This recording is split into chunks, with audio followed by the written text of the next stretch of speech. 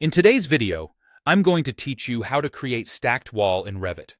A stacked wall lets you combine multiple basic wall types into one coordinated assembly, so different materials or thicknesses can be arranged vertically from top to base.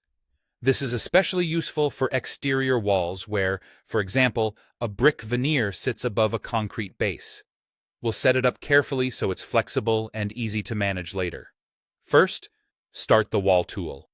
Go to the Architecture tab and choose Wall, or simply press WA on your keyboard. Once the Wall command is active, look to the Properties palette on the left. At the top, open the Type selector.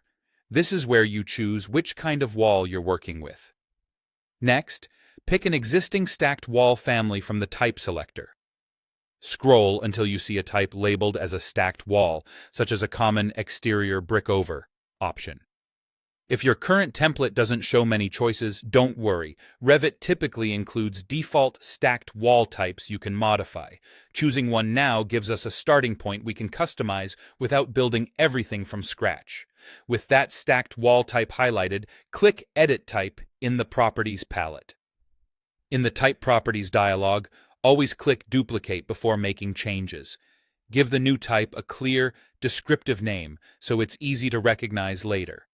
Still in Type Properties, locate the structure parameter and click Edit. This opens the Edit Assembly dialog, which is where the vertical composition is defined.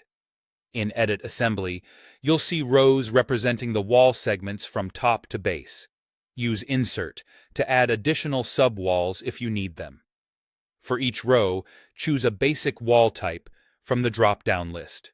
These are your standard wall definitions, like brick, stud, or concrete.